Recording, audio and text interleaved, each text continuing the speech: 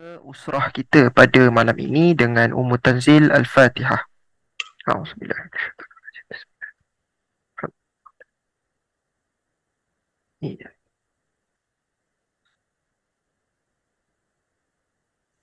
Amin.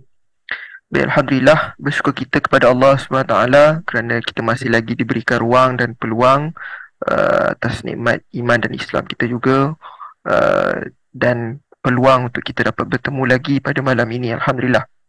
Baik, Alhamdulillah, seperti biasa daripada kluster sains dan pembangunan Mampan Naduah Ilmuwan Abim, kita akan adakan setiap hari Ahad malam Isnin, kita akan adakan usrah ilmuwan. Dan insyaAllah pada malam ini kita usrah ilmuwan yang ke-100, siri yang ke-100. Alhamdulillah. Baik, jadinya selamat datang saya ucapkan kepada mereka yang hadir di ruangan Zoom dan juga yang sedang menonton secara langsung di live atau Facebook ataupun YouTube WAP TV. Okay, baik. InsyaAllah pada malam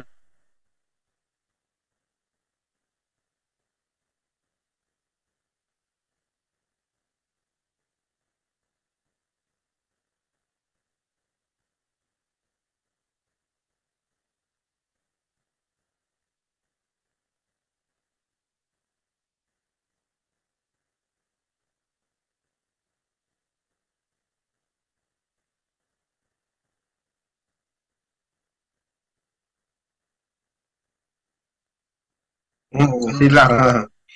Tak buat recording ke?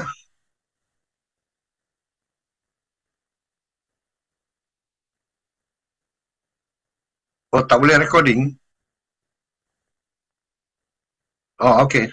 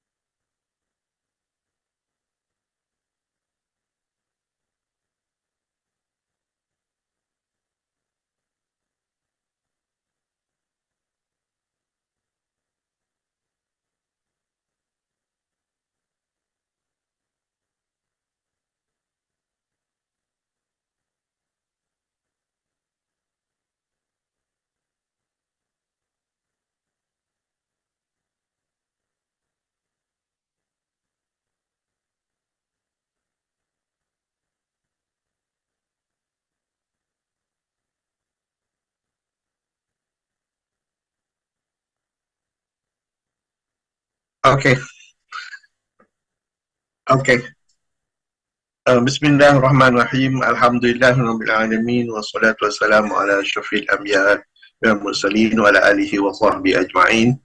Alhamdulillah, kita dapat berjumpa lagi sekali pada malam ini. Kita punya moderator nampak terkeluar sekejap. InsyaAllah dia akan join sikit lagi.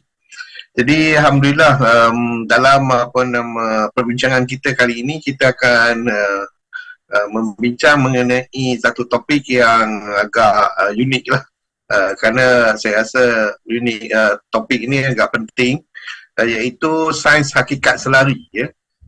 Dan adakah ini hanya papan tanda sahaja, ya, kerana baru-baru ni, ya, keluar press statement yang mengatakan ada seorang Malaysia, ya, telah mencipta, ya, satu papan tanda yang bukan sahaja boleh kita gunakan, ya, boleh kita tetapi dia adalah agak spesifik, ya, very personalized, personalized papan tanda tu. Maknanya kalaulah saya tengok, kemudian orang lain tengok, saya akan tengok lain, orang lain kalau dia tengok lain.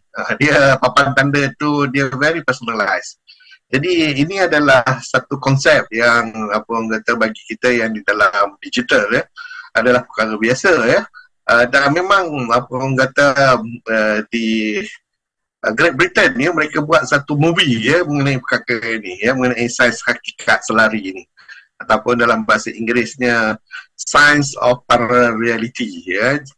Dan yang interestingnya, cerita yang dekat UK tersebut berkait dengan election.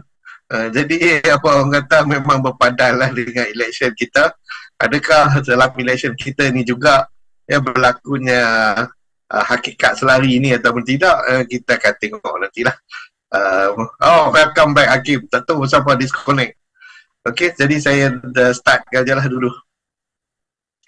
Okey, kita lihat apa nama, ini adalah satu gambar satu contoh di mana kita lihat dalam gambar ni kereta api sedang lalu Jadi apabila kereta api itu lalu, kita dapati rambut orang perempuan ni pun berterbangan. Jadi walhal ini adalah display ini hanya display saja. Tetapi inilah dia keunikan papan tanda sekarang ni. Dia boleh hidup dia hidup dengan keadaan sekelilingnya. Dan inilah dia keunikan yang kita rasa sebagai orang Islam kadang-kadang kita tak terfikir pun yang ini. Tetapi orang kafir biar kereta api itu lalu. Memang kalau siapa yang pernah naik kereta api bawah tanah ni, satu perkara ialah apabila kereta api itu lalu, kita akan terasa angin yang kuat akan menghembus kepada diri kita. Jadi apa yang dia lakukan ialah pada papan tanda itu, bila kereta api itu lalu aja, waktu rambut dia berterbangan, menunjukkan bahawa dia sensitif lah. Jadi ini adalah nama dia parallel reality, ataupun dalam bahasa Melayunya ialah hakikat selari. Okey. Jadi dunia kita ni, kita bergantung kepada penglihatan kerana kita lahir je ke dunia ni, Allah memberikan kita panca indera jadi dunia ni kita lihat ada beberapa dunia Satu dinamakan dunia gaib, di mana dalam dunia gaib ini hanya maklumat daripada Al-Quran dan Sunnah saja yang boleh menerangkan, dan kita tidak boleh menerangkan dunia ini. Dan ada juga apa yang saya panggil sebagai dunia tak nampak, dunia tak nampak.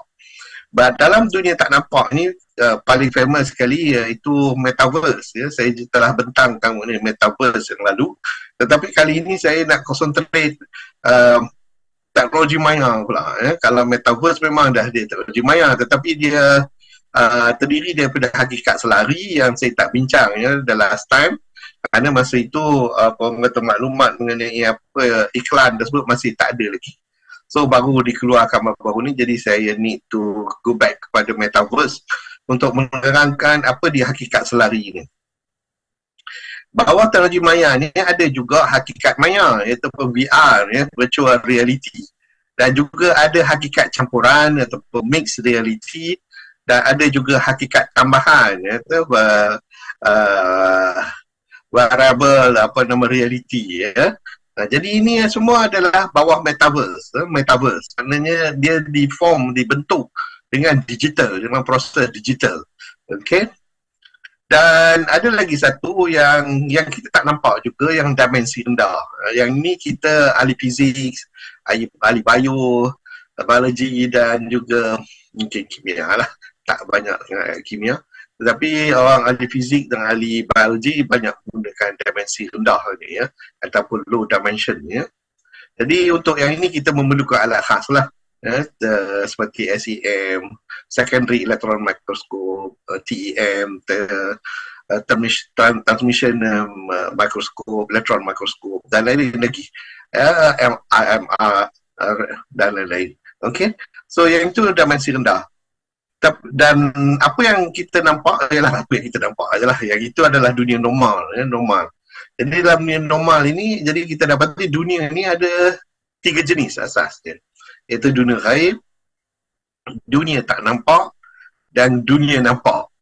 Jadi itulah dia apa orang kata dunia dunia kita sekarang ni. Dan itu yang saya masukkan tadi, AR tadi, augmented reality, mixed reality, yang virtual reality. Ataupun dalam konsep asasnya ialah virtual world technologies. Ini semua adalah dengan menggunakan komputer kita buat semua perkara ini. Okey. Saya ada bentangkan mengenai alam gaib ni dalam satu presentation saya. Saya akan ambil beberapa daripada presentation tersebut, tapi saya tak akan go into detail lah. Kerana pada kali ini saya akan tumpu kepada hakikat selari. Dan juga saya ada membincangkan mengenai time travel. Time travel. Cuma insyaAllah mungkin 2 minggu lagi saya akan bincang mengenai time travel. dengan lebih solid lagi ya dalam hijrah and opportunity for time travel. Saya bincang kemungkinan macam mana kita boleh buat time travel.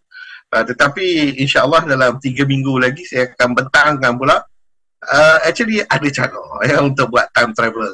Jadi kita tunggulah ya 3 minggu lagi insyaAllah saya akan bincangkan pula macam mana kita dibuat time travel.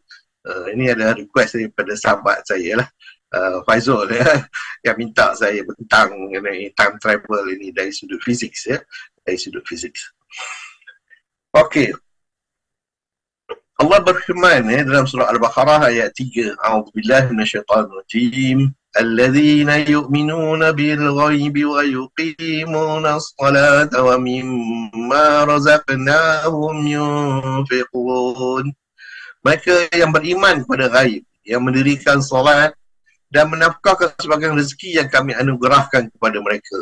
Ini adalah orang-orang yang special ya, yang Allah beri dia kebolehan untuk membaca Al-Quran, dan Allah bukan saja beri dia kebolehan untuk membaca Al-Quran tetapi mendapat hidayah daripadanya.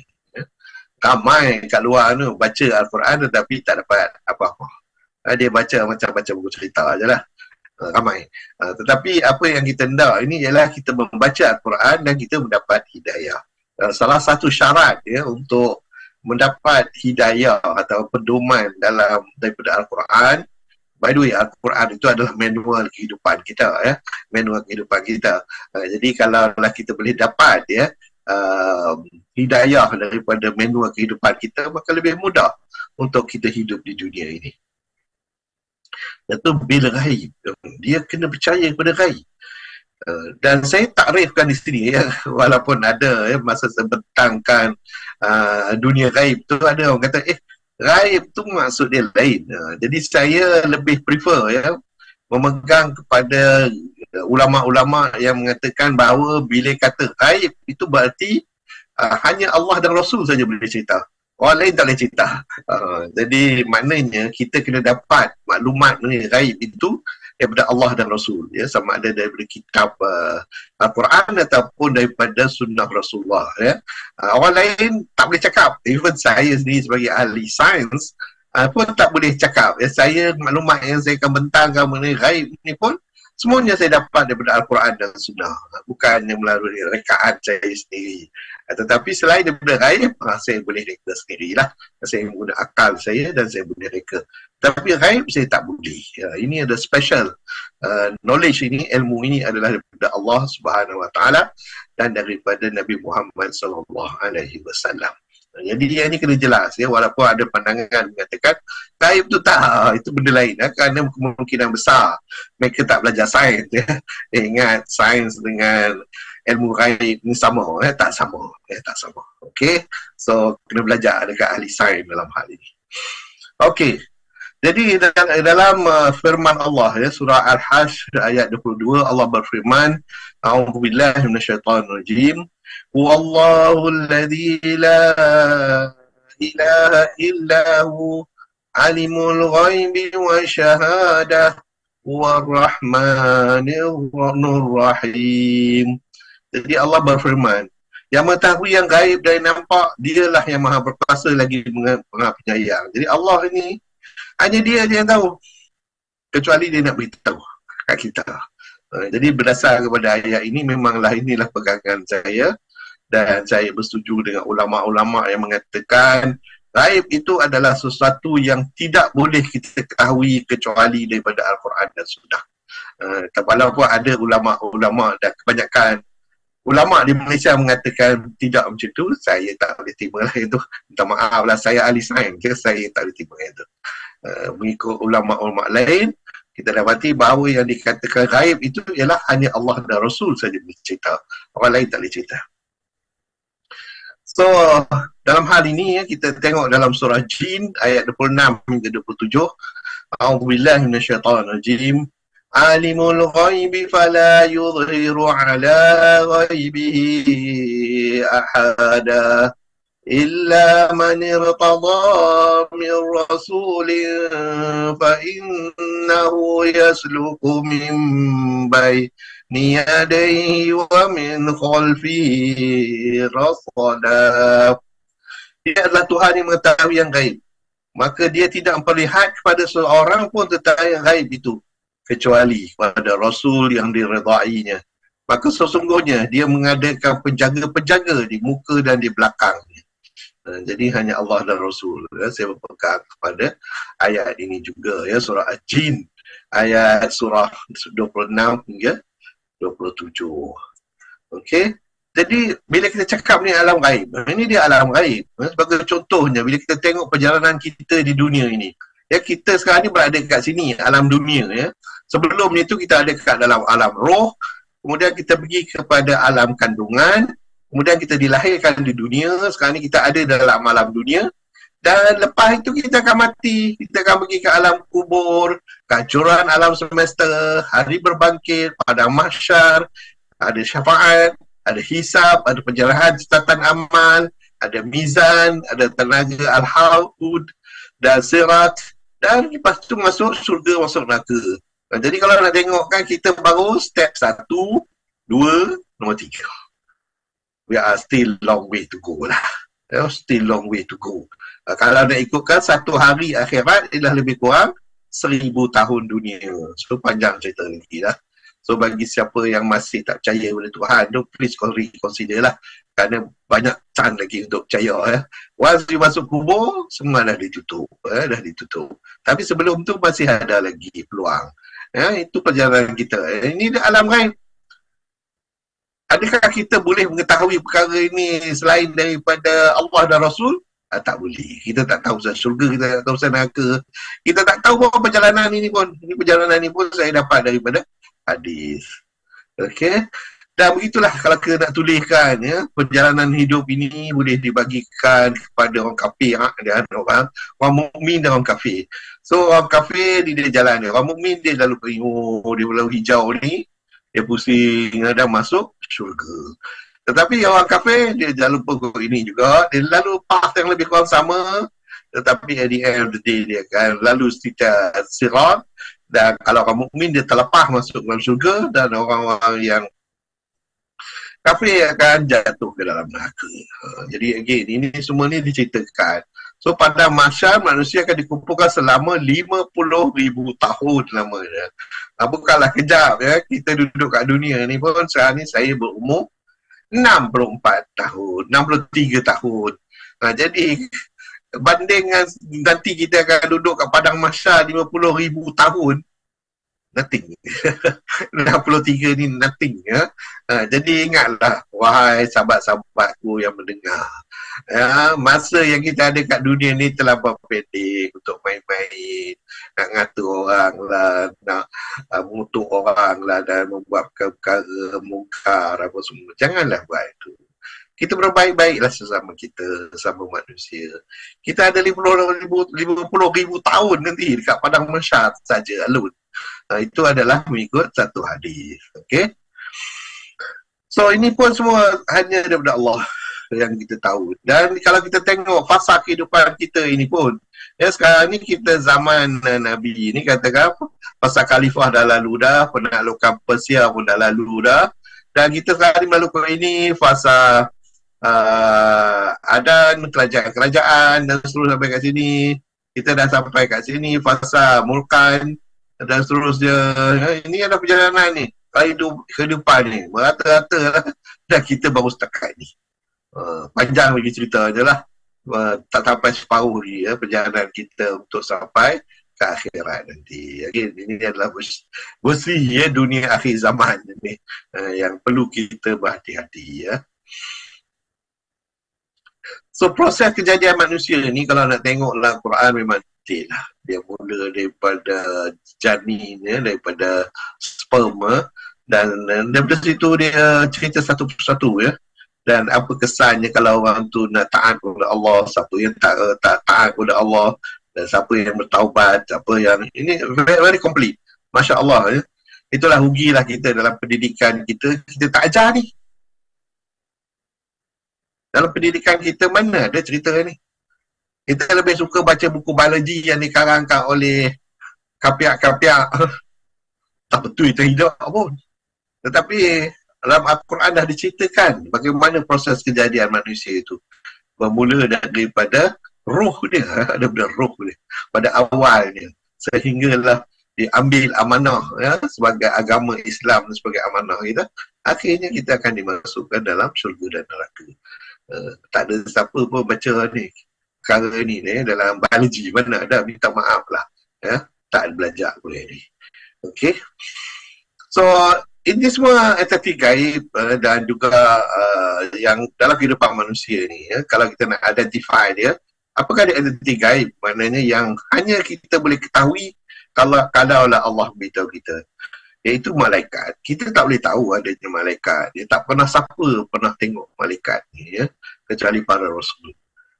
Dan jin ya, iblis dan syaitan juga, mereka di luar daripada penglihatan kita. Kalau Tuhan tak cerita kepada mereka pun kita tak tahu ada ke jin ni ya, sama ada iblis atau syaitan. Dan kitab ya, kita katakan kitab Taurat, kitab Injil dan Al-Quran itu sendiri ya, semuanya kita tak tahu. Ini didapati di Lauh Mahfuz. Lauh Mahfuz ni sebenarnya agak unik. 3 minggu lagi saya akan cerita apa dia Lauh Mahfuz ni mengikut sains. Rupanya sains pun ada bincang ni Lauh Mahfuz ni, iaitu tempat gedung semua ilmu ya, adalah semua ilmu. Jadi kalau sesiapa lah, entah macam mana kau boleh pergi ke Lauh Mahfuz ni, dia boleh dapat maklumat yang lalu dan yang akan datang. Itu tempat yang orang kata semua ilmu ada, dan kalau bagi siapa yang nak mencari ilmu ni, dia boleh pergi sana dan dapat semuanya sekali. Tak payah susah-susah. Okay. Dan di situ juga lah disimpan kitab amal ni, kitab amal kita.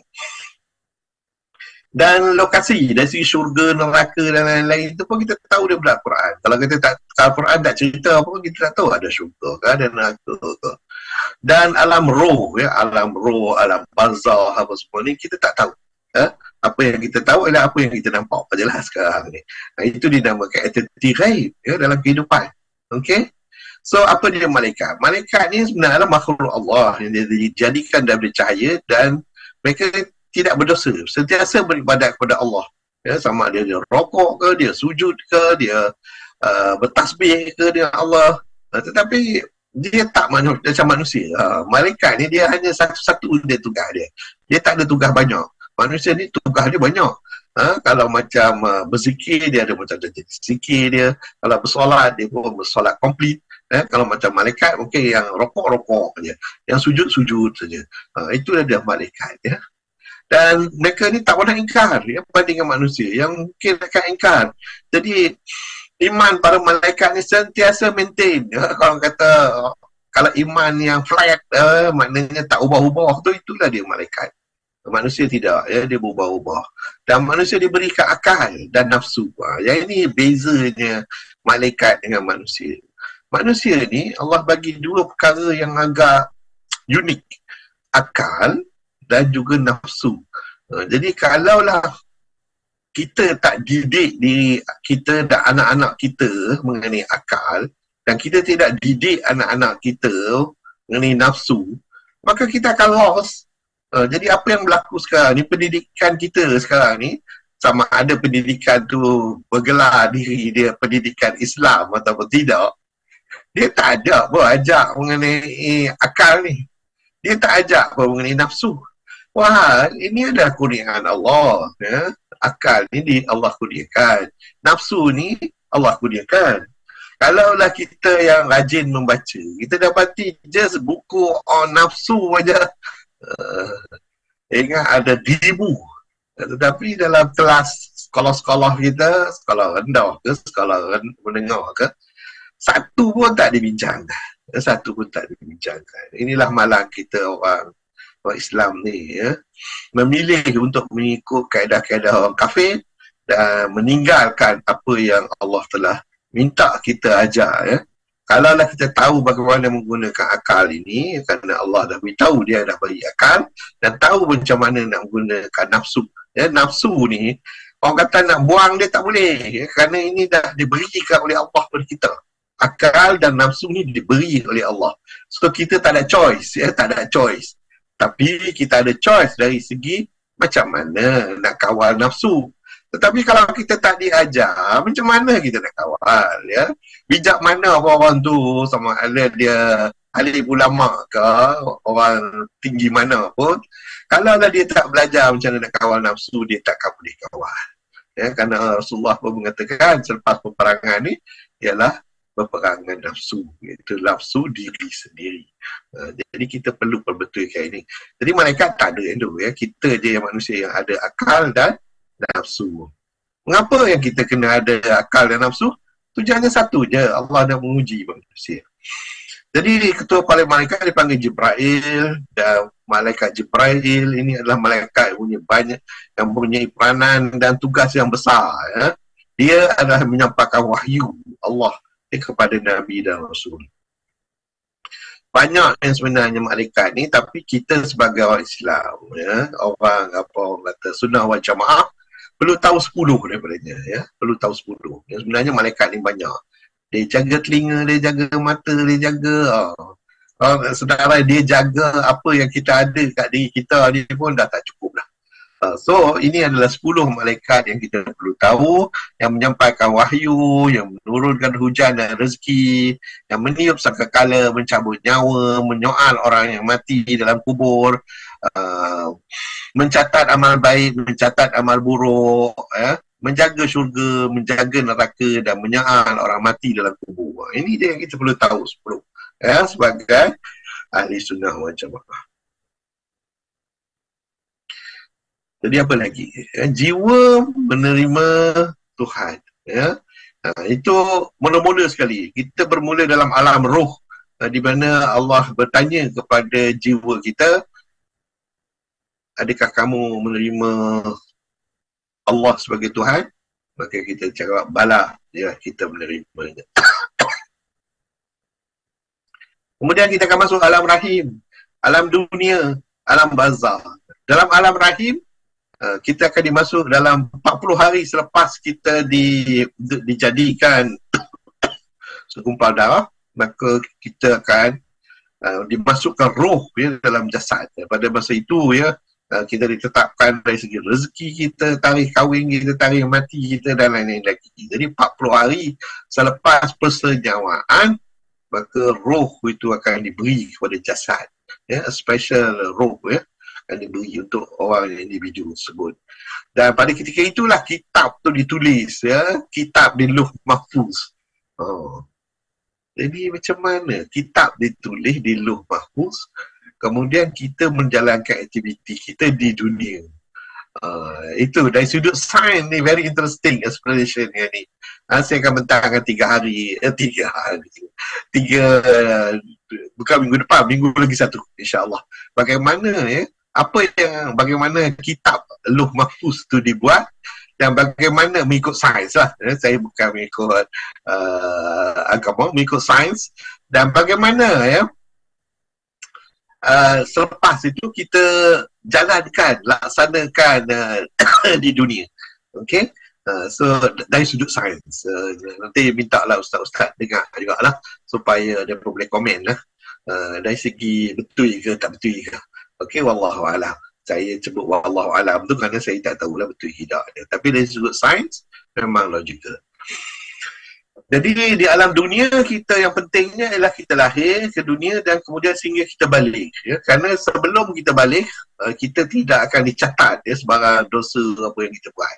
Tetapi selepas balik, memang kita akan dicatat segala-galanya.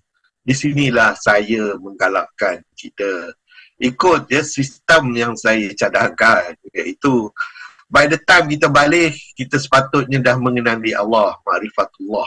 Dan kalau boleh, ya, bukan saja mengenal Allah, tetapi Allah cinta kat kita. Ya, bukan saja kita cinta kepada Allah semasa balik, tetapi Allah mencintai kita. Kalau boleh capai that level, maka alhamdulillah lah, kita akan sentiasa membuat apa saja yang diperintah kepada kita secara happy saja. Ya, tak ada komplain-komplain dan apa sebagaimana yang berlaku sekarang ini. So bila balik, jadi 40 tahun amal kita, dan 14 tahun ke mati, berarti kita akan diukur amalnya. dan lepas tu kita akan mati dan masuk dalam alam barzakh. Itu alam ghaib. Syaitan mungkin menjadi musuh atau menjadi teman, ya. Kalaulah kita tidak memahati Al-Quran ataupun kita memahati Al-Quran, ya. Jadi manusia ni bergantung, ya. Kalau dia ikut Al-Quran, maka dia ada guidance, apa orang kata, cara-cara untuk handle syaitan ini. Tapi kalau dia tak, maka dia akan hanyut lah. Syaitan menjadi teman kalau dia tidak memahati Al-Quran. Tetapi kalau apa dia memahati Al-Quran, maka Al-Quran telah mengatakan bahawa syaitan itu musuh. Jadi beza, ya. Menjadi teman dia pun ada cara-cara dia untuk menjadi teman. Dia diceritakan dalam Al-Quran, ya, sesiapa yang decide untuk jadikan syaitan teman-teman mereka. Dan ada juga diceritakan dalam Al-Quran juga bagaimana sesiapa yang decide untuk menjadikan syaitan itu musuh. Jadi bagaimana cara-cara untuk menjadi musuh kepada syaitan. Ini dia, ya. Inilah bagusnya agama kita ni. It is a way of life. Ya, satu kehidupan yang diterangkan semua cara-caranya. Tapi asalnya lah ilmu. Kalaulah tak ada ilmu, susahlah kita nak beramal. Kita beramal ikut orang kata apa yang kita rasa je. Kita rasa betul. Tak betul. Ramai dalam dunia ni yang tak ada berilmu dan merasakan bahawa mereka tahu hal yang sebenarnya mereka tak tahu. So matematik amal Yamul Mizan ni very interesting, ya. Bila kita nak timbang nanti, ya, ini yang kita kena jaga-jaga. Ini diceritakan juga dalam hadis dan dalam Al-Quran. Amalan individu tu dia tak terus jadi timbang macam tu. Dia tak simple macam tu. Ya, amal individu ni bermula kita akan tengok amal individu lain. Kemudian kita tengok lagi, ada tak lagi. Kalau ada, mana yang kita buat kesalahan kepada individu tersebut, diberi kepada kita. Kalau benda tu baik, tak apalah. Kalau tak baik, itu yang jadi masalah. Bila dibagi semua kat kita ni, kita akan kumpul, ya. Kalau yang tak baik yang kita dapat kumpulkan, itu yang jadi cerita orang yang bersolat 5 waktu, dah pergi masjid, tetapi dia mengutuk orang sana, mengutuk orang ini. Maka dia kumpul. Kalau kutukan tu tiba-tiba rupanya dia pun tak pernah berzina, tengok-tengok dosa zina ada kat dia. Pasal apa? Kerana tak habis mengutuk orang. Bila dia kutuk orang tu tuntut balik dia, saya tak buat macam tu. So ambil lah dosa saya yang saya ada tu, maka Allah akan beri kepada kita dosa-dosa itu. So careful lah, ya.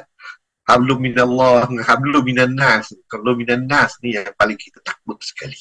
Janganlah kita cari pasal ni, cari apa orang kata dosa kering, ya, dekat orang lain. Okay. So itu dia matematik amal Yamul Mizan. Ini dia. Oh, rupanya ada, ya, dalam sains pun ada. Okay. So itu dia syurga dan neraka. Saya tak nak go into detail sangat lah. Ada nama-nama dia, ya.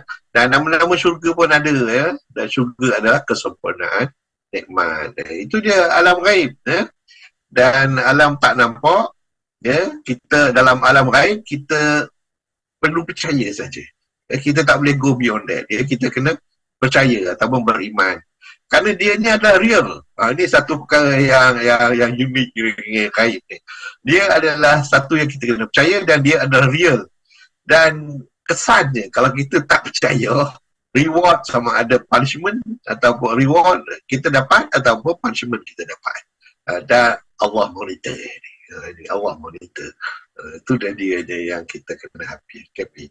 Tapi yang bagian tak nampak ni metaverse. Metaverse ni adalah digital, dalam bentuk digital. Yang itu saya akan masuk sekarang. Tadi preamble je. Jadi ianya augmented, ya, iaitu boleh di-create, secara digital. Jadi macam mana nak lakukan itu, nanti kita akan tengok.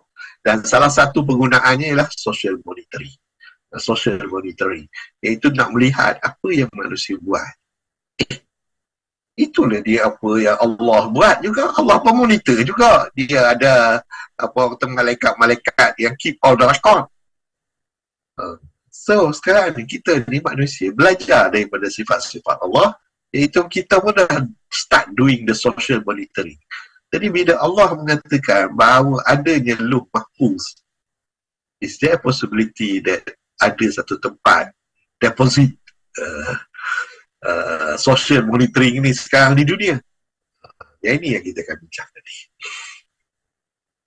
Okey, jadi dalam hal itu kita kena berzikir banyak kepada Allah supaya kita sentiasa rapat kepada Allah dan terpelihara daripada melakukan sebarang perkara-perkara yang mungkar.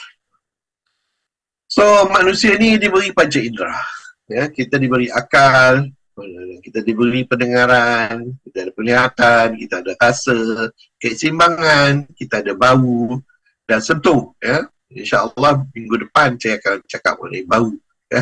Apa ada special mengenai bau ni. Okey. Dan ini adalah 6 sense yang kita ada, ya, iaitu mendengar, melihat, berbau, rasa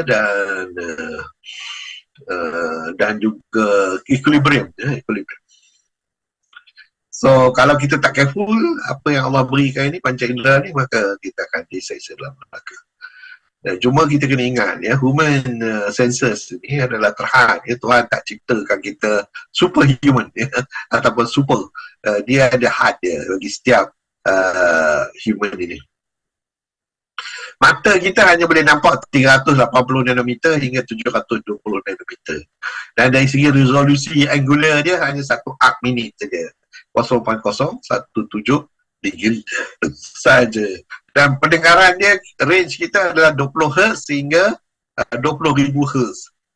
Kalau anjing dia boleh go lagi tinggi lagi, tetapi kita bukan anjing, ya, kita manusia, kita tak boleh dengar. Dan pressure threshold kita hanya 20 makropascal saja. Kalau lebih pressure dari itu, pecah telinga kita. Okey, itu telinga. Dan balance, ya, balance kita, linear acceleration kita 0.0065 meter per second. Kalau lebih dari itu kita kata planting. Angular acceleration kita 0.1 degrees per saat. Itu maknanya kalau kita accelerate dengan laju, maka kita akan terbabah. Itu saja yang kita boleh kawal dari segi balancing, ya, balancing. So ada limitation, ya, kita sebagai manusia ni ada limitation. Dan macam saya kata tadi lah, mata hanya kita tengok cahaya nampak saja, lebih tak boleh nampak. So ini semua berlaku dalam apa yang Allah kurniakan kepada kita, akal kita, ya. Dan semuanya ini telah dikaji oleh sains dan didapati impak-impak, ya, terhadap kesan, apa yang kita nampak itu tersebut. Bagi contoh, kalaulah ada cahaya, maka kita akan nampak itu bunga tersebut. Tetapi kalau tak ada cahaya, mata tak boleh nampak. Dalam gelap memang apa nak nampak. Okey. Jadi mesti ada sumber cahaya dan ada objek. Jadi itu adalah kajian yang telah dibuat. What we see adalah yang sebenarnya cahaya, ya. Dan ini kajian ini telah dilakukan oleh Ibn Haytham, iaitu ahli sains yang pertama di dunia. Dan kaedah yang dilakukan oleh Ibn Haytham itu yang sebenarnya dipanggil sebagai scientific approach, ya, scientific approach. Jadi ada Muhammad Saleh Manor ke baca buku Ibn Haytham, dia copy directly dan dia kata ini approach dia. Saya pun lupa nama English tersebut. Tetapi yang sebenarnya bila kita baca balik, rupanya dia copy daripada Ibn Haytham. Setiap langkah yang dibuat Ibn Haytham dia pembuat dan dia panggil nama dia scientific approach. Inilah dia kita ni, orang Islam ni, dia tak mengetahui sejarah sendiri. Okay, so limitation of human eye pun sama, ya. Kita akan dapati kita tak boleh nampak, ya, beyond certain level. Dan mata kita pun hanya boleh nampak, ya, warna-warna yang tertentu saja. Yang sebenarnya RGB, ya, red, green dengan blue, dan kombinasi ketiga-tiga itu saja. Dan kalaulah bagi siapa yang suka melihat menggunakan kamera, dia lebih kurang 576 megapiksel. Wah, itulah bagi siapa yang tu. 3 minggu lagi saya akan cerita apa yang dimaksud dengan megapiksel ini, ya. Kerana ini adalah konsep, ya, di dalam CCD, ya, charge couple device, ya, charge couple device. Jadi charge couple device ni adalah special, ya, detector yang boleh detect cahaya. Very interesting, ya, sebenarnya. Okay, so itu limitation of human eye. Jadi how do we see? Jadi kita tengok, ya, kita ada reseptor dalam mata kita. Jadi yang itulah yang akan menyebabkan reseptor tersebut. So ikut pada warna, ya, Apa yang terpantul itu itulah warna yang kita nampak. Jadi kalau warna hijau yang terpantul, kita nampak warna hijau. Kalau semuanya diabsorb, itu nampak warna hitam. Kalau warna merah terpantul, kita nampak warna merah. Dan kalau semuanya terpantul, kita nampak warna putih. Itu dia konsep ya. So, berdasarkan kepada 3 warna itu saja ya. Kerana mata kita ada reseptor untuk 3 warna itu saja. Bagaimana dengan anjing? Adakah anjing juga macam kita? Tak. Ya, anjing dia punya reseptor dia hanya ada 2 je. Allah telah cipta manusia ni unik ya. Kita ada 3 reseptor, anjing cuma ada 2. Jadi maknanya satu warna tu dia tak nampak. Dia tak nampak. Jadi kalau anjing tu kita bagi dia warna, kita pakai baju warna itu, dia tak nampak. Dia tak nampak kita. Dia tak nampak kita. Ini untuk maklumat lah bagi siapa yang tak tahu. Jadi itu saya bagikan color yang ini manusia nampak warna ni semua, tapi anjing hanya nampak warna ini saja. Jadi kalau kita bubuh warna merah nyala-nyala sangat, anjing tak nampak. Dia tak nampak warna itu. Okey, jadi dia tak nampak orang pakai warna merah. Saya elok pakai warna merah kalau nak itu. Okey, so itulah dianya ya. Dan kalau kita guna mikroskop, ada beberapa jenis mikroskop yang terkena. Yang ini apa yang kita nampak dengan mata kita. Kalau mata kita boleh nampak apa sinilah. Sampailah tengok nampak rambut ya. Satu rambut bolehlah nampak ya. Tapi bila beyond yang itu, bila kita nak lebih kecil lagi daripada 1 milimeter ke 100 nanometer, kita kena guna light mikroskop. Kalau kita nak turun lagi, nampak lagi sampai 0.1 nanometer, kita gunakan electron microscope. So kita ada alat-alat yang boleh menyebabkan kita nampak ya kesemuanya ni. Adakah ini semua perkara gaib? Ini bukan. So, siapa yang mengajar kata ini gaib, tak tahulah ilmu mana dia ambil, tak belajar ahli sains. Ahli sains akan gelak kalau kata ini semua benda gaib. Ini bukan gaib. Ini boleh dilihat dengan mata ya, tak perlu Allah untuk ceritakan. Okey. So, sekarang ni elok kita bincang mengenai parallel reality ni ya.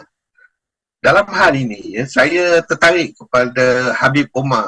Habib Omar kata bila kita ada berjumpa dengan satu teknologi baru ya. Habib Omar ni adalah daripada Tarim ya, saya ada can melawat dia. So dia kata kita ikut Sahih Bukhari ni, Sahih Bukhari 1959, nombor 1959. Dalam Sahih Bukhari ni Allah ni apa nama, ada seorang sahabat Rasulullah berkata, aku mendengar Abu Burdah bin Abu Musa dari bapa dia berkata, Rasulullah bersabda, perumpamaan orang yang bersahabat dengan orang soleh dan orang yang bersahabat dengan orang buruk, perangainya seperti penjual minyak wangi dan tukang kipal besi. Pasti engkau akan dapat bawa wangi dari penjual minyak wangi sama ada membeli ataupun tidak. Sedangkan dari tukang besi, kamu akan merasa bahang atau kainmu, atau kamu akan mendapat bau yang tidak sedap. So interesting lah. Habib Omar mengata perkara ini. Dia kata dia macam ini, cerita ni lebih kurang walaupun kita istilah ini gunakan, ini ialah perumpamaan orang yang bersahabat. Dia bersahabat. Jadi ilmu apa kata yang baru ni pun kita sahabat, sahabat kita juga. Very interesting cara dia melihat dia kepada hadis ini. Dan apa orang kata, itu seperti kalau lah benda itu baik, dia akan dapat baik lah. Tapi kalau benda itu buruk, maka dia akan dapat keburukan. So ini adalah konsep yang saya akan pegang dalam perbincangan saya seterusnya. So pengejarannya kita dapati hidup bermasyarakat ini memerlukan sahabat serta orang lain yang akan saling tolong membantu bagi mencempurnakan kehidupan. So yang berada di sekeliling kita, ada yang baik, ada yang jahat, ada yang buruk, akhlak dan lain-lain. Jadi kita kena campur dengan orang baik, kita kena buat pilihan. Macam mana kita nak buat pilihan? Kita kena ada ilmu. Kalau tak ada ilmu, maka kita tak boleh buat. Dan ilmu itu juga kita kena pelajari. Sebagaimana Nabi Yusuf alaihissalam belajar bagaimana untuk menjadi pemimpin yang baik di kalangan orang-orang yang pemimpin-pemimpin yang buruk. Jadi Allah telah hantar dia supaya dia duduk di istana raja yang memerintah yang melakukan banyak keburukan. Jadi bila dia duduk kat situ dia nampak lah. Oh, rupanya orang jahat macam ni. Okay. Begitu juga dengan Nabi Musa. Nabi Musa alaihissalam dihantarkan, dilahirkan dan dihanyutkan ke sungai dan diambil oleh Firaun. Jadi dia belajar semua perangai-perangai Firaun yang buruk. Jadi supaya nanti bila dia nak berdakwah, dia mudah. Dia boleh berdakwah mengikut apa yang telah dilakukan oleh Nabi Firaun. Jadi dengan itu dia tahu. Jadi ini adalah satu konsep yang kita sebagai pendakwah tak boleh just belajar benda baik-baik je. Kena tahu juga benda buruk-buruk ni, supaya dengan itu kita akan dapat memperbaiki je. Bagaimana kita bisa untuk membaiki sesuatu kalau kita sendiri pun tak tahu apa benda je. Kena tipu pula dia kerana itu. Jadi itu penting ya. Jadi bergaul bersama orang buruk akibatnya, dan maka kita akan dapatlah bau busuk.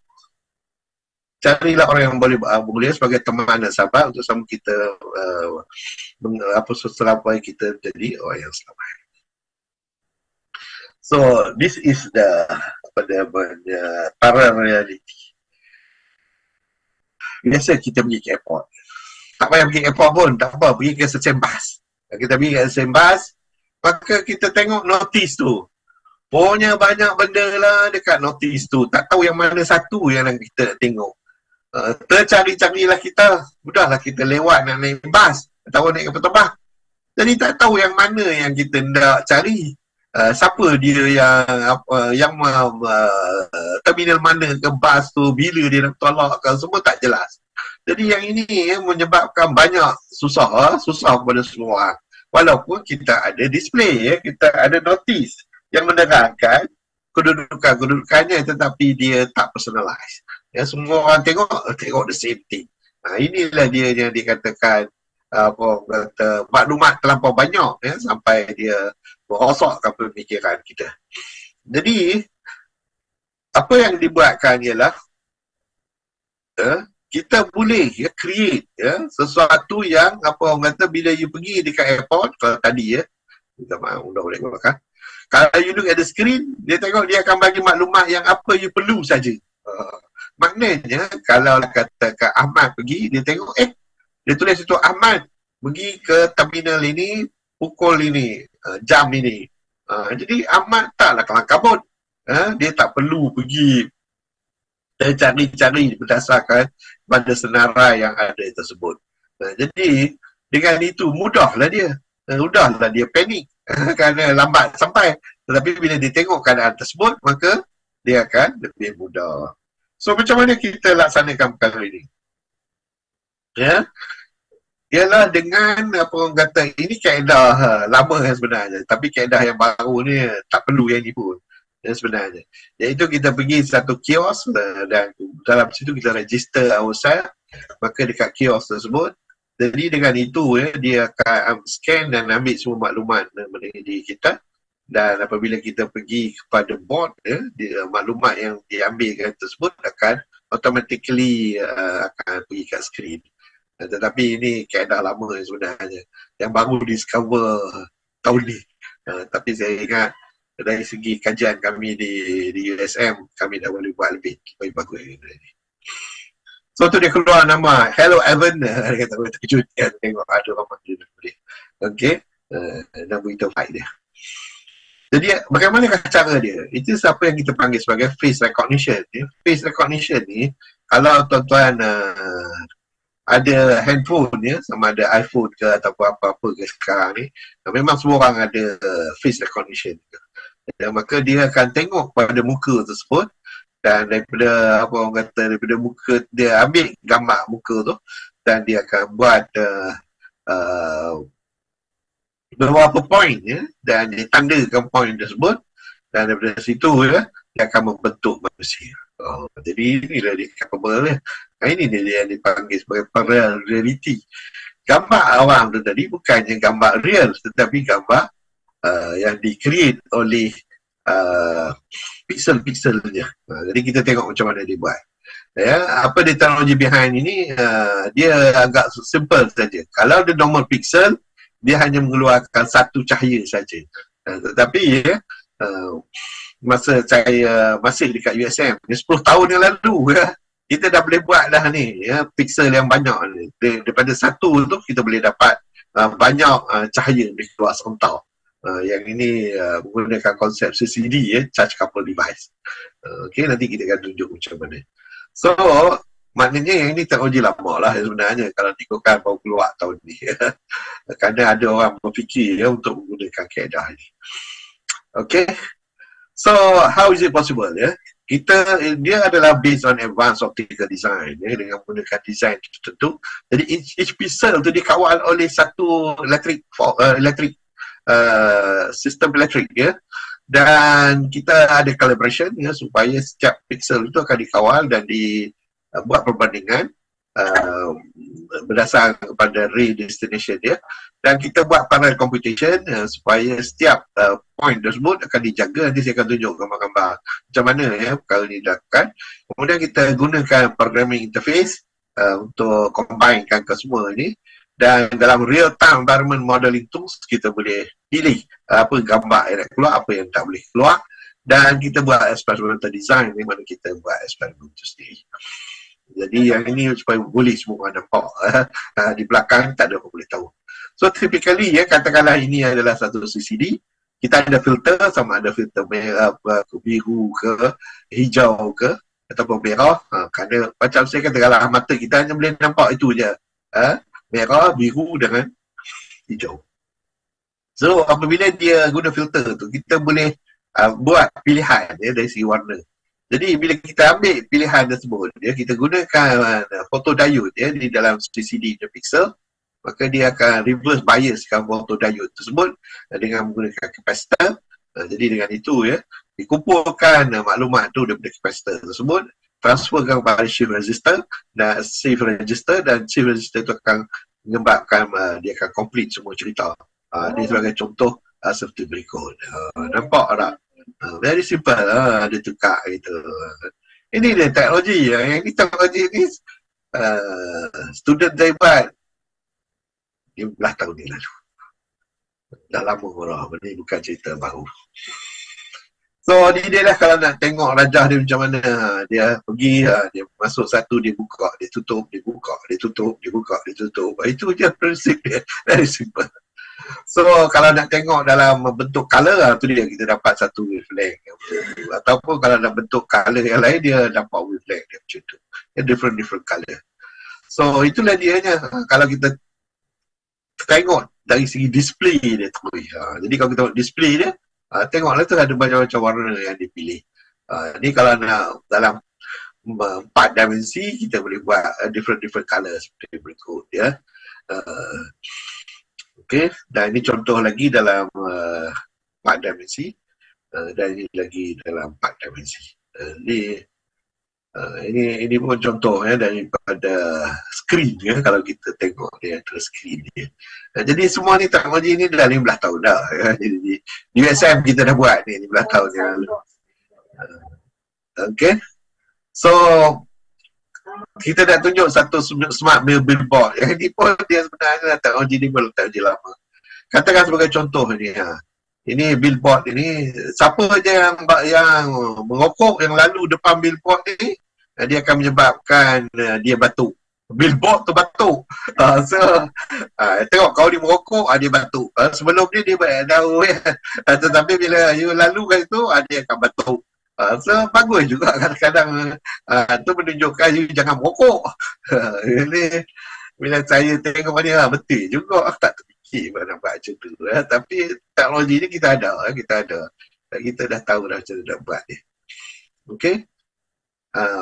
Ini semua dah berdasarkan face recognition ya, ataupun dynamic videos ya. Di mana kita katakan bagi contoh ya, kalaulah budak lalu, dia akan ambil budak tu dan dia akan keluar iklan kasut budak lelaki. Kalau budak perempuan yang lalu, dia akan buat iklan yang keluar iklan dekat board itu, display tersebut adalah iklan budak perempuan. So contoh dia seperti berikut dia.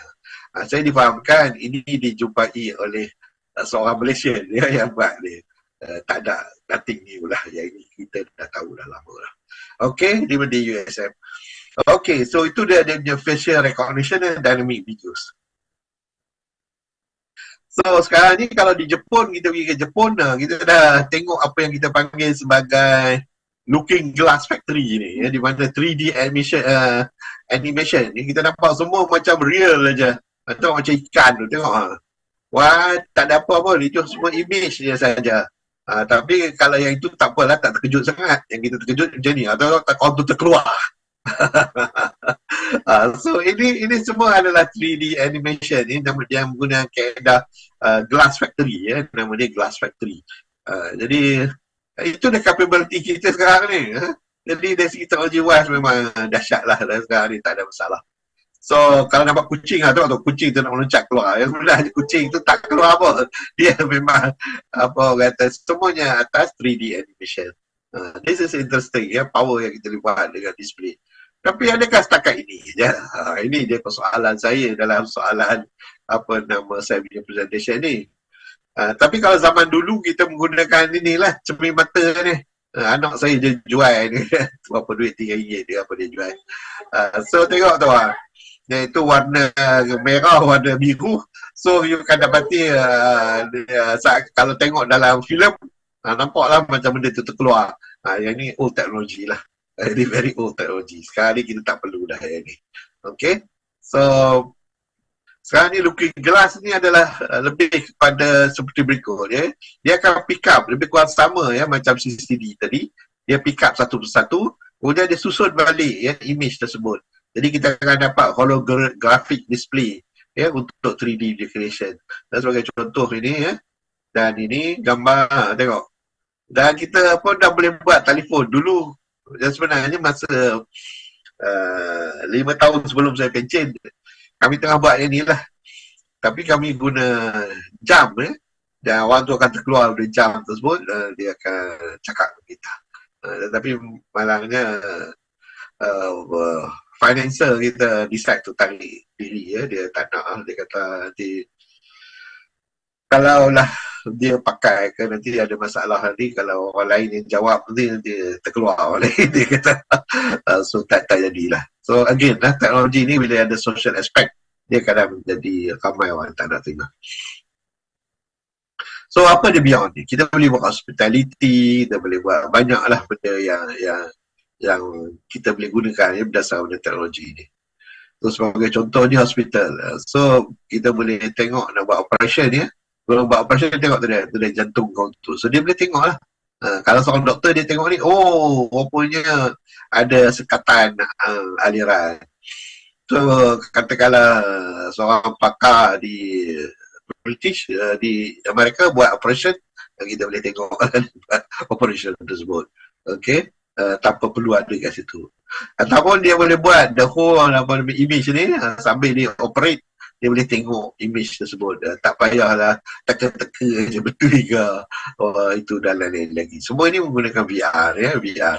Ini sebagai contoh untuk berbincang, dan mereka boleh tukar-tukar dia semua. Ini dia hospitality punya. Okay, dan ataupun future work, ya, kita boleh linkkan semua ni komputer, dan kita boleh ada satu sistem yang kita boleh repeat, dan dia daripada satu 2D kepada 3D kepada 4D. Boleh kita expand, kan. Jadi dengan itu kita boleh nampak semua lah, tak payahlah nak apa kata imagine lagi dah. That is future work. Dari segi manufacturing lagi banyak, ya. Maknanya apa saja, ya, kita boleh buat proses manufacturing tersebut, dan kita boleh tukar-tukar dan lihat, ya, apa impact dia apabila kita tukar. Jadi dengan itu, ya, manufacturing proses kita akan menghasilkan yield yang tinggi, ya, dan penyelesaiannya boleh dilakukan immediately, ya, tak perlu tunggu-tunggu lagi dah. Okay.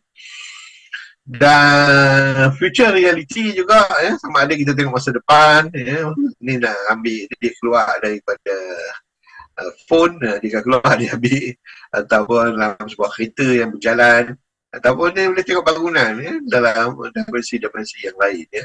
Ataupun dia boleh susun bangunan ni supaya ikut apa yang dia nak, dan tengok macam mana kesan dia. Okay, dan this is future reality, ya. Dan di UK dia buat satu movie, ya, dan ini movie ni namakan Correction, ya, Correction. Actually correction ni dibuat untuk satu menteri di Britain ya, di mana dia actually tujuannya ialah untuk memburukkan menteri tersebut. So dia buat supaya menteri tu seakan-akan buat press statement, tetapi yang sebenarnya bukan menteri tu yang buat press statement, tapi orang lain. Jadi inilah dia masalahnya ya. Di mana correction itu dilakukan, dan ia nampak real ya, macam orang tu betul, macam kita tengok tadi lah, image 3D yang kita boleh buat tadi. So ada kemungkinan itu, cuma kadang-kadang kita dapati macam saya tadi duk main hidung-hidung ya. Kadang-kadang orang yang nak copy kita tu dia bukan jenis main hidung jadi tak keluar lah cerita tu. So lain kali kita tengoklah peculiar dia, apa peculiar dia. Kalau tengok bukan macam saya peculiar saya ada macam style saya ya. Dan kalau tengok tak sama, tahulah itulah bukannya itu, tapi parallel reality. Okay. So kita harap memang kita duk guna ya, masa projek saya dalam tahun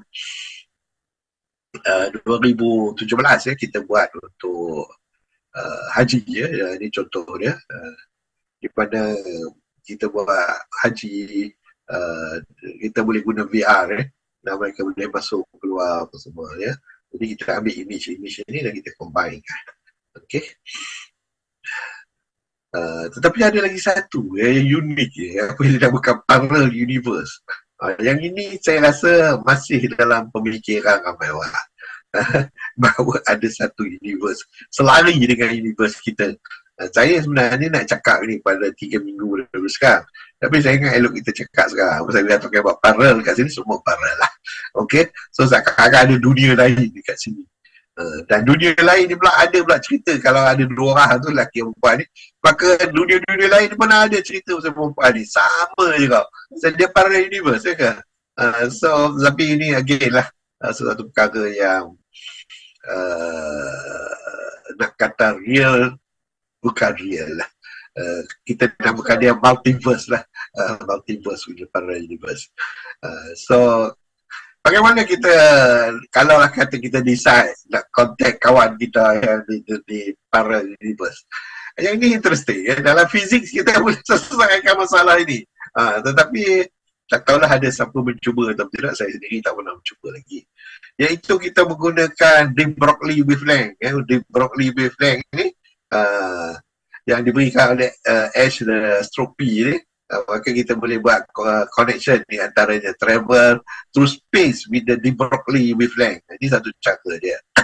Ataupun kita boleh menggunakan Einstein-Rosen wormhole ya. Dia ada wormhole di antara dua parallel universe ni yang kita masuk dalam tu. Tetapi kita kena faham, kita masuk lah ni kita penyet terus ya, kerana dalam ni adalah tekanan gravity dia terlampau kuat ya. Tapi kalau somehow dia ada, kita boleh selamat, maka kita boleh pergi daripada satu universe kepada universe yang lagi satu.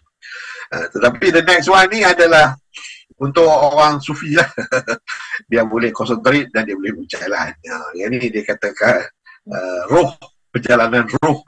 Jadi dalam 2 minggu daripada sekarang saya akan cerita mengenai perkara ni. Ya, macam mana dari sudut sains ya. Adakah ini boleh berlaku? Ini boleh berlaku atau tidak?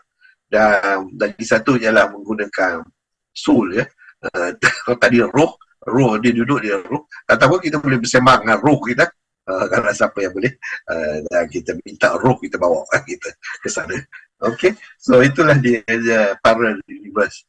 So thank you for your attention. Wabillahi taufiq wal hidayah. Assalamualaikum warahmatullahi wabarakatuh. Waalaikumsalam warahmatullahi wabarakatuh. Baik, Alhamdulillah.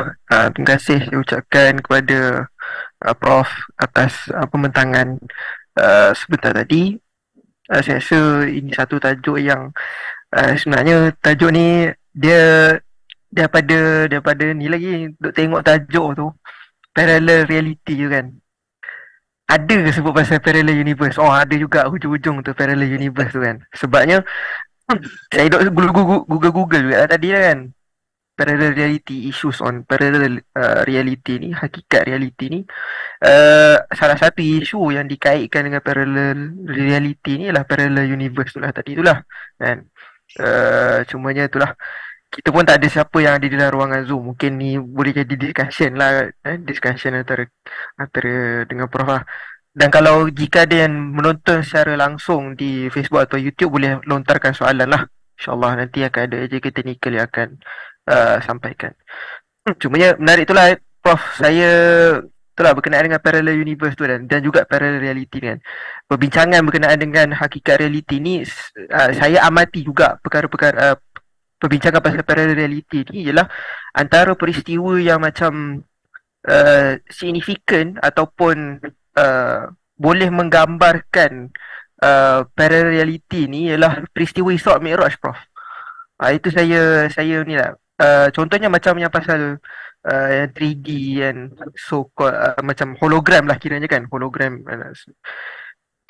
Masa peristiwa Isra' Mi'raj tu setelah Rasulullah tu pulang ke kota Mekah, dan kemudian bila dia ceritakan, dia bagi tahu dekat penduduk Mekah dia Isra' Mi'raj apa semua, kemudian kan ada peristiwa yang ada 3 orang nak tanya pasal keadaan Masjidil Aqsa tu macam mana kan. Kemudian Rasulullah itu dia dikhabarkan dalam hadis tu, diibaratkan macam digambarkan di hadapan dia tu kan, macam mana macam mana tu Prof? Adakah perkara ni boleh kita nak kaitkan lah dengan parallel reality kan, seperti mana yang berlaku pada Rasulullah? Sebab yalah, pada zaman Rasulullah tu teknologi sebegitu tidak ada kan. Mungkin dan pada ketika itu kita boleh anggap benda tu sebagai satu mukjizat sebab teknologi tu tak ada kan. Jadi bagaimana pula dengan situasi pada zaman sekarang ni, macam mana kita nak itulah kaitannya macam mana, Prof? Okey, dari sudut kita ahli sunnah wal jamaah, kita sebagai ahli sunnah wal jamaah, kita kena percaya bahawa Rasulullah memang travel body and soul. Maknanya badan dan roh, jasad dan roh dia bergerak dalam hal ini. Actually saya dah bentangkan mengenai travelling ini dalam dalam salah satu daripada presentation saya. Cuma dalam presentation saya menerima konsep bahawa ahli sunnah wal jamaah bahawa Rasulullah travel jasad dan roh.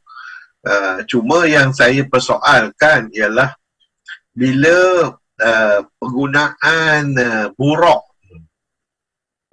burak itu, kalau dicari bahasa Arab ni, dia ada banyak maksud burak. Tetapi kalau kita tengok maksud dari segi bahasanya, dia tak kata bahawa ianya satu kuda. Kalau siapa yang macam saya sebagai ahli sains dan saya tengok dari segi bahasa Arabnya, saya dapati bahawa apa yang diceritakan bukannya kuda, tetapi satu alat penerbangan yang tertutup dan ada wing. So dari sudut tersebut saya lihat bahawa apa yang Rasulullah lakukan ialah dia bukan naik kuda, tetapi dia naik satu kenderaan yang bergerak daripada Mekah ke Baitul Maqdis. Dan apabila dia bergerak ke sana, bila dia turun daripada kenderaan tersebut, dia boleh nampak macam mana keadaan Baitul Maqdis itu. Jadi bila kita nampak, maka kita boleh ceritalah ke orang. So kemudian daripada Baitul Maqdis dia akan naik daripada Sidratul Muntaha, dia akan again naik kapal angkasa tu. Saya nak namakan kenderaan tu just kapal angkasa. So macam mana Rasulullah boleh tahan dia pergi daripada Baitul Maqdis, mungkin daripada Mekah ke Baitul Maqdis tak ada isu lah, kita naik terbang pun tak ada problem apa-apa. So maknanya tak heran lah. Mungkin zaman itu macam Hakim kata ialah mukjizat. Tetapi dari segi ahli sains kita akan kata dia naik kapal terbang lah. Masa tu tak ada kapal terbang. Memanglah tak ada. Tetapi kapal terbang tersebut adalah burak. Dari segi bahasa dia. Dan apabila dia pergi daripada Rasulullah SAW pergi daripada Baitul Maqdis ke Sidratul Muntaha, dia naik kapal terbang yang sama. Yang ni yang interesting. Jadi maknanya kapal terbang yang ataupun pesawat yang dia naik mula tu daripada Mekah ke Sidratul Muntaha tu adalah tertutup. Memang dah tertutup. Memang dia macam kapsul. Kalau ikut bahasa Arabnya ialah kapsul. Dia adalah satu kapsul yang ada wing. Yang ada wing. Yang tu yang dia cerita Morak tu ada wing. Saya kata alamak. Terjemahan dia lari terus. Pasal mereka tak pernah tengok roket. Roket memang ada wing. Siapa yang kata tak ada wing? So kita bagi ahli sains, bagi kita, saya menganggapkan bahawa dia ada naik roket. So bila, macam mana dia boleh survive? Kat sini yang interesting. Kerana saya ingat dah sebelum Rasulullah pergi naik kapal terbang tu, kena malaikat turun untuk cucikan dia punya hati dia supaya boleh dia belah dada dia supaya dia masukkan hikmah. Yang ni pun kalau kita nak bagi versi sains, actually bukan dia belah dada, tetapi dia belahkan baju dia, ganti baju lagi. Boleh tak? Boleh. Contoh itu. Maknanya dia akan pakai spacesuit. Dia pakai spacesuit yang dibawa oleh Jibril. Maka dia pakai dan dia naik kapal terbang, dia pergi ke Baitul Maqdis. And then dia tanggai untuk solat. And then dia naik, pakai balik baju tu, naik terus ke Sidratul Muntaha. So dia akan save ke tak? Dia akan save lah kerana dia duduk dalam baju dan duduk dalam kapal terbang yang tertutup. Kelajuan dia, macam mana pula kelajuan dia? Kelajuan dia adalah lebih bercahaya. Adakah ini menunjukkan bahawa kita boleh travel lebih bercahaya? Ya, kerana Rasulullah itu adalah contoh untuk kita. Jadi maknanya sebagai ahli sains sepatutnya bila kita dengar cerita ni, itu menunjukkan bahawa kita boleh melapasi kelajuan cahaya. Actually dalam salah satu daripada presentation saya telah tunjukkan bahawa kita boleh exit cahaya, kelajuan cahaya. Tapi itulah tak ramai orang yang dengar itu pun kerana terlampau tinggi sangat. Tapi minggu lagi satu, saya akan tunjuk gambar lagi sekali yang bahawa memang kita boleh travel lagi laju daripada cahaya. So saya akan tunjukkan macam mana yang kita boleh buat itu. So kena tunggu minggu depan lah. Kerana tajuk minggu depan, minggu yang coming ini is bau-bauan. Dan tajuk insya-Allah pada minggu lagi satu ialah Science Quantum. Searching for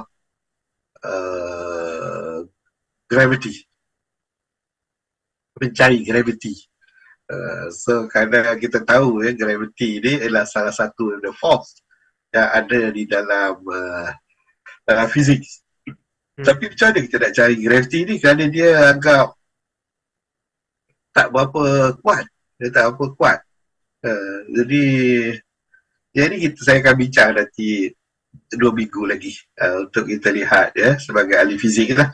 So that's why masa Hakim jadi moderator ni, saya akan buat fizik sikit, very strong fizik supaya kalau orang lain tak boleh faham, especially orang biologi dia pun pening terus ya. Yelah. Sama ada saya atau Menila Sulaiman lah jadi moderator kan. Terus fizik. Itulah Prof, sebabnya bila kita perhatikan peristiwa Isra Mi'raj tu, sepatutnya kita yang dah berada di dunia yang zaman yang kita dah dapat tahu teknologi kan, kita dah dapat discover, kemudian kita dah tahu penjelasan yang sepatutnya kita dah boleh bayangkan macam kalau katakan pada zaman Rasulullah perjalanan Nabi daripada Mekah ke Baitul Maqdis tu sepatutnya memakan 3 bulan pergi dan balik. Tapi macam mana dalam peristiwa Isra Mi'raj tu boleh berlaku dalam 1 malam. Tapi bila kita bawa ke zaman sekarang, perkara tu tak mustahil. Kan? Perkara tu tak mustahil. Tapi itulah sepatutnya dia menguatkan lagi lah iman kita bila kita perhatikan Isra Mi'raj tu, sepatutnya menguatkan iman kita yang mana peristiwa tu benar boleh berlaku kan. Perkara tu boleh berlaku. Cumanya itulah Prof, Isra Mi'raj ni kan, saya rasa tak ada lagi kot orang yang daripada YouTube ataupun Facebook yang bertanya, sebabnya saya interested dengan tajuk ni. Betul kan, interested dengan tajuk ni kan. Jadi sebab bila Prof dah sebut pasal parallel universe, termasuk dia sangkut kait dengan parallelity, sama juga dengan peristiwa yang sama, iaitu Isra Mi'raj ni juga. Adakah peristiwa Isra Mi'raj ni boleh membuktikan ataupun boleh jadi salah satu dalil yang membuktikan parallel universe ni ada? Sebabnya macam ni Prof, saya pernah ada satu discussion dengan seorang sahabat saya. Sahabat saya ni orang dia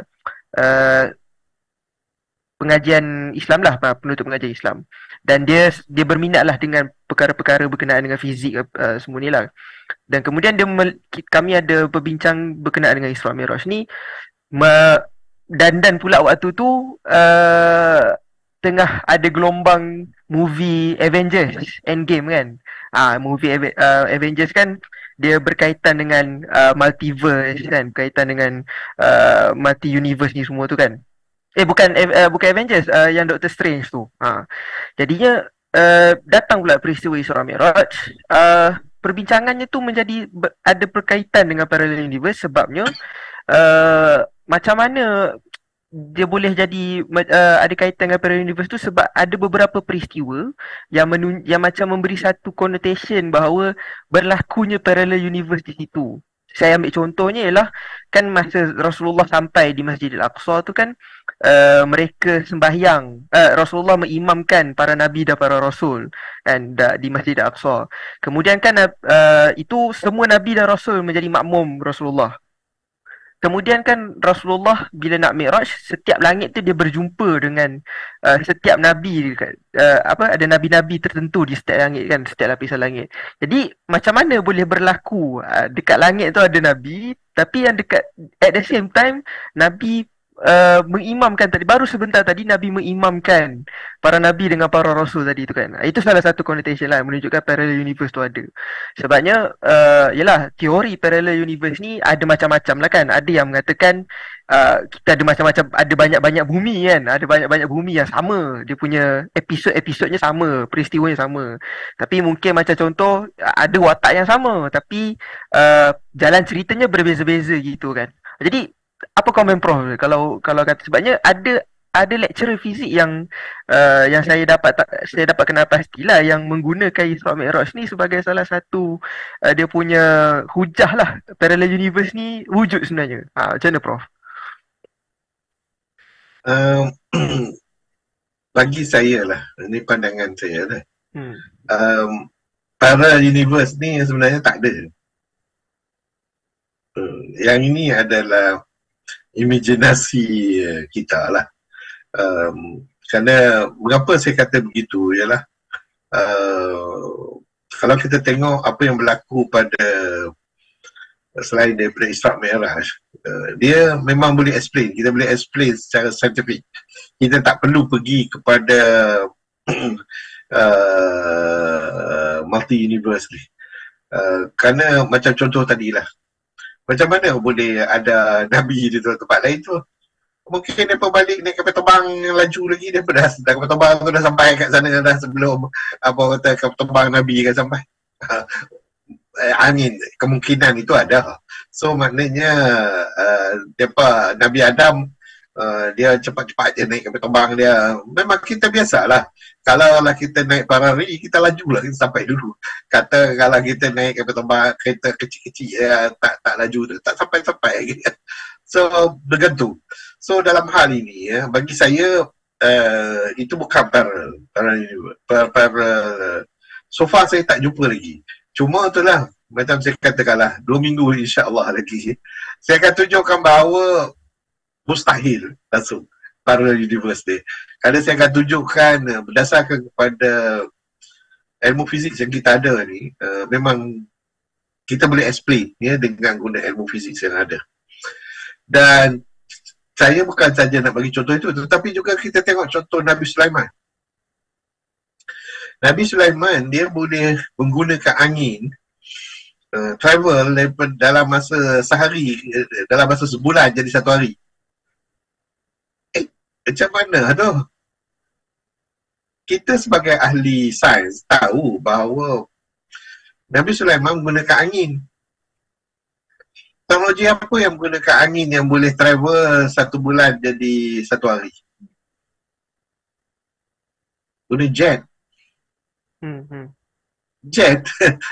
Kita boleh pergi daripada apa orang kata Penang ke Mekah. Yang kalau orang haji dulu, kau tanya malah orang haji dulu, orang tua-tua tu, 3 bulan tu kami kena pergi, kami kena masuk atas kapal apa semua. Sekarang ni tak sampai pun satu hari. Naik kami terbang. Jet. So maknanya again menunjukkan ilmu pada masa itu dah ada dah. Apa nama jet tu, konsep jet tu dah ada dah pada zaman tersebut. Cuma sama ada kita dapat jumpa atau tidak ilmu tersebut, itu cerita lain lah. Mungkin ilmu-ilmu ni semua dah dibakar oleh Mongol di Baghdad. Kat Baghdad itu banyak ilmu-ilmu yang telah dibakar, buku-buku, sehingga ada perkataan masa Mongol tu menyerang Baghdad, rather than laut, sungai apa nama tu warna clear, dia jadi warna hitam oleh tulisan, kerana semua dibakar oleh Mongol. So bagi saya again lah boleh di-explainkan dengan sains yang ada sekarang ni lah. Begitu juga dengan apa nama tahta Balqis ya. Tahta Balqis itu pun kita boleh explain ya melalui transportation ya. So banyak benda lah. Entanglement ni pun pun boleh kita explain juga ya. Menggunakan entanglement itu sendiri. So banyak benda yang sekarang ni dari segi ilmu sains ni kita boleh explain lah. Kita tak perlu go itu, because bagi saya the reason saya bubuh parallel universe tu ialah saya risau bila saya tengok dalam internet, bila dia cakap parallel reality, dia pun bubuh yang tu. Bagi saya itu hanya fiction, dia bukannya real. Tetapi walaupun saya sebut parallel reality, semua ni ada real, maknanya real dari segi digital. Kita boleh buat dengan ilmu yang kita ada untuk buat parallelity ni. Sebagai contoh tadi yang nampak macam 3D, rimau terloncat keluar dari skrin, itu dah biasa dah. Itu tak susah nak buat tu. Dan kita boleh buat. Cuma kita takut misuse. Macam katakanlah sebagai contoh ni, presentation ni. Adakah saya yang buat presentation ni ke tak orang lain? Mana nak tahu, tentang saya punya parallel reality yang buat, saya punya hologram yang buat ni. Betul ke ni Hakim ni ataupun orang lain ni? Gambar aja keluar gambar Hakim, tapi orang lain dia sudah aja. So yang itu memang dari segi apa nama capability memang kita dah ada. So dah memang kita boleh buat. Bukanlah ianya satu perkara yang apa kata yang ganjil lah, nak kata ganjil. So yang hanya yang ganjil bagi saya ialah perkara yang gaib. Perkara yang gaib tu memang kita tak boleh nak explain kecuali daripada Al-Quran dan Sunnah. Wallahualam. Baik, maknanya kiranya betul lah tadi, hologram tu salah satu teknologi parallel reality lah kan, betul lah Prof? Yalah, mungkin pada masa zaman Rasulullah yang Allah pancarkan hologram tu, maknanya Allah pinjamkan sekejap parallel reality zaman tu kejap, mungkin lah kan. Tapi itulah, cumanya yelah, saya faham dah sekarang kenapa Prof masukkan parallel universe tu. Yelah, sebabnya saya Google pun issues on parallel reality, keluarnya berkenaan dengan parallel universe lah kan. Jadi yelah, sebab kita membayangkan parallel Yelah, perkataan parallel, dia punya algoritma dia macam tu lebih kurang kan.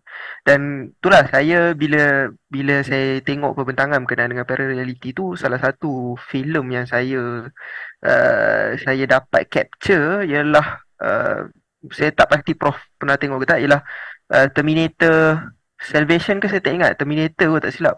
Yang mana dia buatkan semua satu dunia tu dihubungkan dengan satu apa, saya tak sure is it a software or something yang connect all the devices, semua device dihubungkan kan.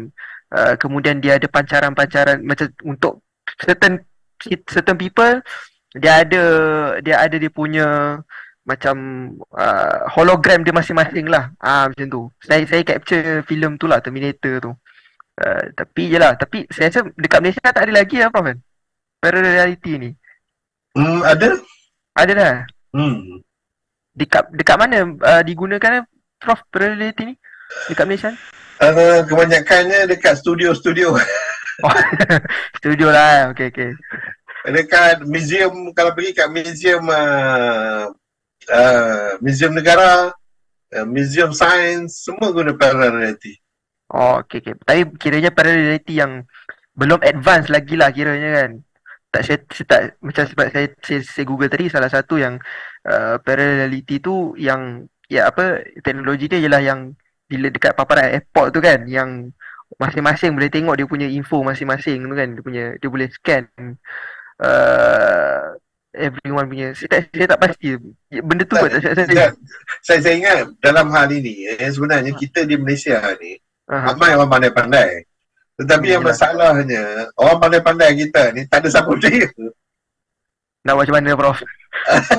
So sebagai contoh, yang discover yang ni adalah seorang pelajar dari, saya lupa, dia universiti swasta. So dia bawa di Malaysia ni, tak ada siapa nak beli dia. So kemudian dia pergi ke, tak silap saya, dia pergi dekat satu company iaitu Delta. So dia beritahu dia punya konsep ni. And Delta terus support dia, bagi dia duit semua untuk buat benda ni. So benda ni dah ada dah sekarang ni, dah memang terpasang di tu. Dan dengar cerita ni dah ramai airport, especially macam negara-negara Arab dah mula nak pesan benda ni.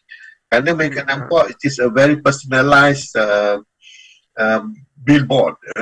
Kerana ini penting terutama sekarang ni, apa orang kata, orang dah ananiah tu penting, konsep ananiah ni lah aku penting. So dia bila dia tengok nama dia disebut dekat airport, wah dia happy. Dan dia boleh pula bot tu akan ikut dia, orang kata, kerana once bot tu dah belajar siapa kita, dia boleh bawa kita berata-rata lagi dah. So kalau dia tak delete nanti kita pergi mana pun dia tahu dah kita. So ini adalah kelemahan-kelemahan lah yang kita nampak dalam sistem ini, parallel reality ni. Kerana dia based on maklumat yang apa orang kata, kita kena hati-hati Kalau orang guna maklumat tu salah guna, jadi dia akan menyebabkan banyak masalah di masa depan. Wallahualam.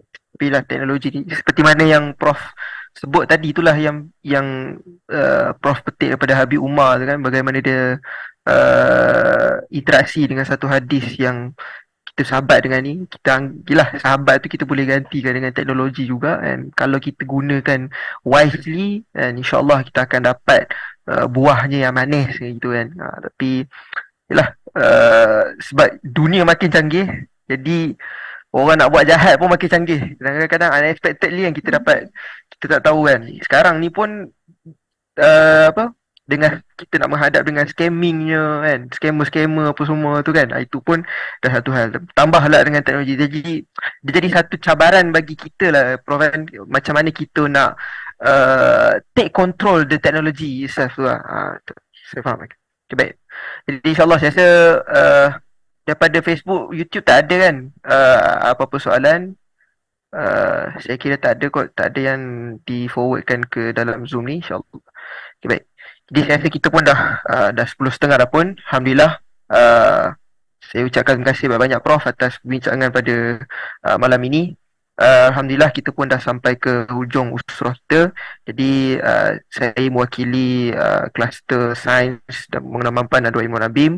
Ingin mohon maaf jika ada salah dan silap. Jadi insyaAllah kita akan bertemu lagi pada minggu hadapan. Dan juga selamat mengundi. Selamat mengundi juga kan, sebabnya kita akan mengundi dulu baru kita akan dapat usrah dulu kan. Jadi selamat mengundi. Undilah dengan bijak kan.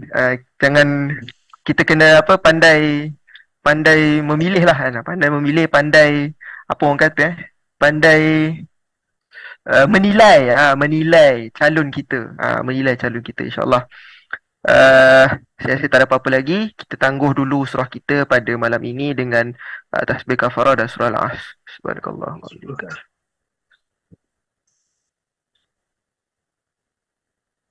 Assalamualaikum warahmatullahi wabarakatuh. Salam. Terima kasih Prof. Okey, terima kasih.